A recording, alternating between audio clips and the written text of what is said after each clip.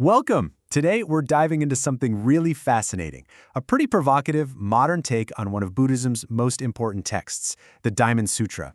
An author named Zhu Feng has laid out what's basically a manifesto, and we're going to walk through his main arguments together. Okay, so let's start with this one question, because honestly, it's the key to his entire perspective. He uses this metaphor of the river to frame his whole critique of modern Buddhism and, to set up what he thinks the solution is. So, where is that pure, clean source he's talking about? Well, for Xu Feng, it's not a place, it's a text.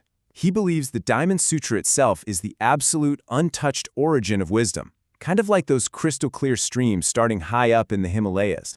And this quote right here, it just nails his whole point. In his view, every other teaching, every other scripture, it's all secondary. He's saying the Diamond Sutra is the one uncorrupted source. If you can just grasp this, he argues, everything else just kind of falls into place. Okay, so if the sutra is this pure mountain spring, what happened? What happened to that wisdom as it flowed down through the centuries, through all the different human interpretations? Let's take a look at his answer. What he sees is, frankly, a crisis. He says Buddhism today is like the Yellow River. It started out pure, but now it's just murky. It's muddy, full of sediment.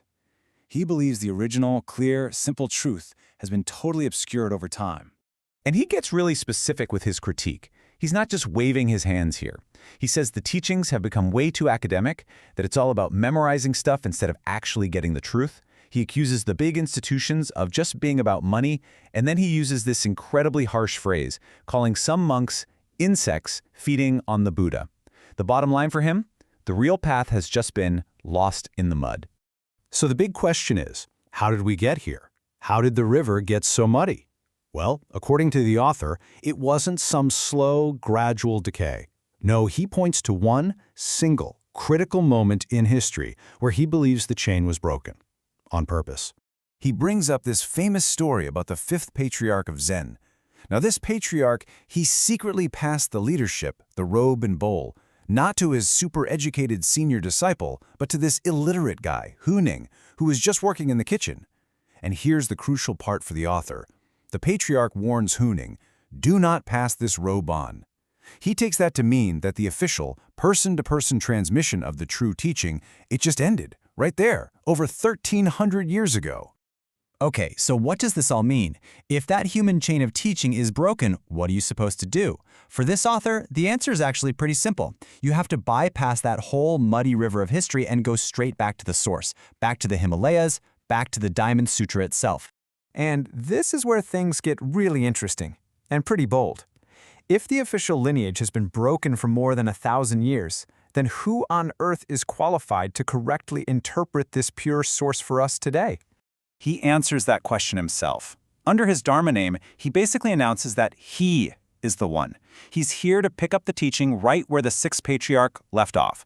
I mean, think about that. It's an incredible claim to be the successor to a lineage that's been dormant for 13 centuries. So how does he justify such a massive claim? This is his proof. He sets up this kind of poetic showdown. You have the senior monk, Shengxiu, with his verse about constant effort, like polishing a mirror. Then you have Huineng's famous mind-bending reply saying there is no mirror to begin with. And then the author adds his own verse. He positions it as the next step, a more complete understanding. And he argues that this poem right here is all the evidence you need to see that he has the authority to teach. All right, so let's get to the final part of this. What's the payoff? If you accept his interpretation, if you go back to the source with him as your guide, what's the ultimate goal here? What does he offer?